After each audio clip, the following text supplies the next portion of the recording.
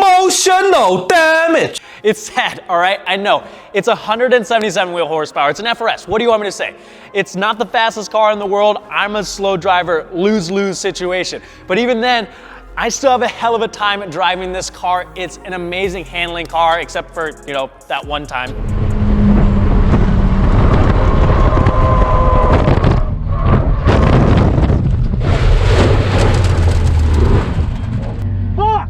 But other than that, it is a fantastic car to drive. Obviously, that was more user error than anything. Don't worry, the car is just fine. But this year is gonna be our first year actually competing. We're gonna be running in the Grid Life Time Attack series. I've done HPD for a few years and figured I'd make the leap and push myself a little bit.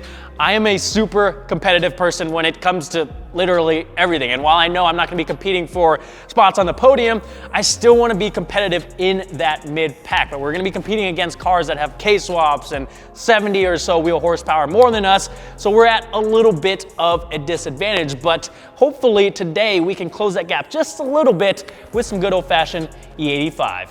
Luckily, we don't actually have to make any huge changes to this car to allow it to run flex fuel or E85. Don't have to mess with the injectors or the fuel pump. All we really need is a flex fuel kit and a tune. So what I've got here is the Gerald Just Projects Flex Fuel Kit. This is probably the most simple kit out on the market. It's nothing fancy, doesn't have any gauges or Bluetooth or Wi-Fi connection or anything like that. It is a bare bones kit that just includes what is absolutely necessary. So you've got the sensor here, you're gonna get the fuel lines and the wiring harness. Essentially what this does is reads the ethanol content of the fuel flowing through your lines, and with a tune allows the ECU to calibrate. So you can run regular pump gas or E85 or a mixture of the two. That way, I don't have to worry about running out of E85 when I'm at the track, and I can just put regular pump gas in and continue to drive. So I'm gonna get this installed. Once we have everything hooked up, we'll head over to Paragon Performance, get this car on the dyno, get it tuned, and figure out how much power we can make. First things first, we need to relieve the pressure in the fuel line. So pop open the fuse box, take a look on the back side, look for the one that says F pump. There's two different ways you can do this. You can either start the car and then pull the fuse and wait for it to stall out, or you can pull the fuse and then try and start the car until it can no longer start, which is what we're gonna do.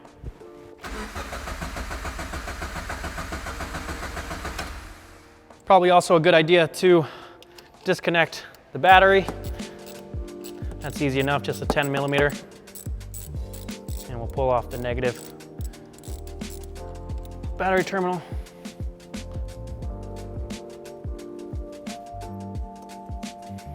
Now normally the sensor would install onto these two studs over on the driver's side, but because I'm running the Grimspeed strut bar, there isn't enough room on the stud length to accommodate for this bracket. So what we're gonna do instead is mount it to the stud of the coilover, which will be just fine.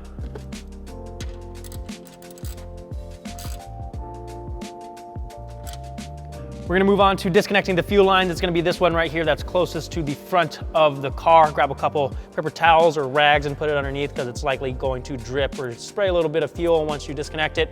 We're gonna use a fuel line disconnect tool from Company 23. This is gonna slide underneath the green connector here and allow you to pull the line off.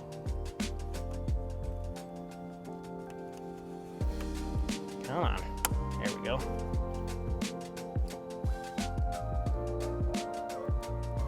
A little bit of fuel there. Just gonna wipe this up. Then we can take the fuel line with the two 90-degree connectors here. We're gonna take the gray connector and slide it onto the engine. It's gonna pop into place. And then this blue end is gonna go to the sensor. For the other portion, we're gonna take the straight connector. That's gonna slide into the original line and pop into place. And then the 90-degree connector goes to the sensor. Now we're gonna zip tie the lines away so it's not making any contact with the engine or anything like that or any rubbing, and then we can move on to the wiring harness. The sensor and fuel lines are installed, so now we can move on to the wiring harness. We're gonna be utilizing the secondary O2 sensor. So what we need to do is route the wiring harness from the driver's side. We're gonna go to the front of the car and then over to the passenger side. We're just gonna follow the hood latch release cable to the center of the car, and we'll zip tie these away For the center of the car, we'll just route it underneath this radiator beam here, all the way across. On this side, because I'm not running the stock air box, this hole is opened up, so we're gonna zip tie it to that location.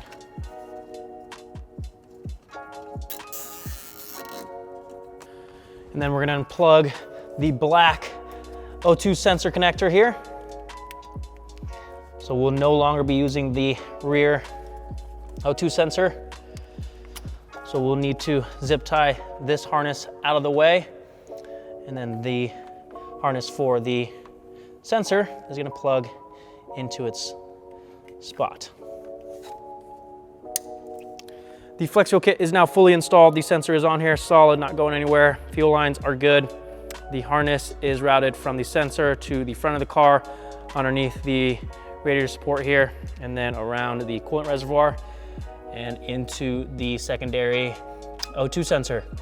One thing to note, if you don't already have a Flex Fuel tune to flash onto the car, you're gonna wanna leave that sensor unplugged until you get to the dyno. It's not a huge deal. You just run into a code for the O2 sensor that can be fixed once you get there anyway. But if you leave it unplugged, that's gonna save you the trouble. Now, I just need to get the fuse reinstalled for the fuel pump, get the battery reconnected, and we are off to the dyno.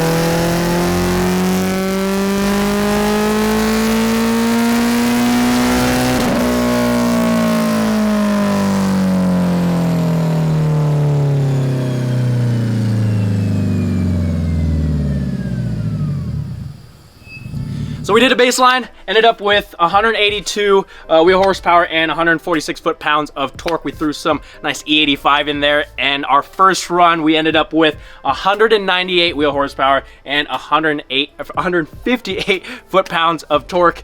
Super happy with that, and I'm really excited. We may break that 200 range. That's what I'm hoping for. A lot more power than this car used to make. It's gonna feel awesome out on the track. I cannot wait to take this out to our first track day at NCM.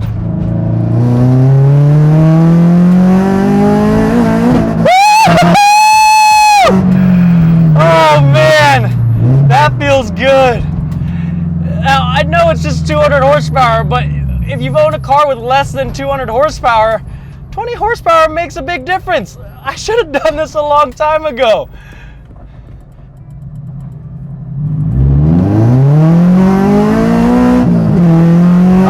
Yes!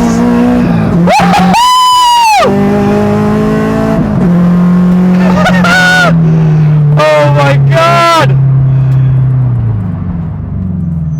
All right, last one.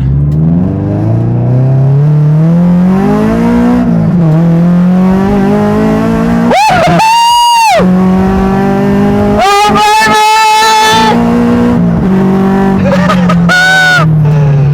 Oh man, I need to stop before I get in trouble.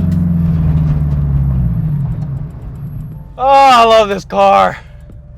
We're back in the shop, so let's take a look at these numbers. For a baseline, we did 181 horsepower, 146 foot-pounds of torque, which is actually a little bit higher than the last time I was there. I'm gonna chalk that up to the different weather and conditions. We threw some E85 in there, Graham tuned it, and we hit 198 horsepower and 158 foot-pounds of torque for a gain of about 17 horsepower and 12 foot-pounds of torque. Now keep in mind the E85 that I put in there was a winter blend, so you're probably looking at more like E70, E60. If it was truly E85, we probably would have hit that 200 mark.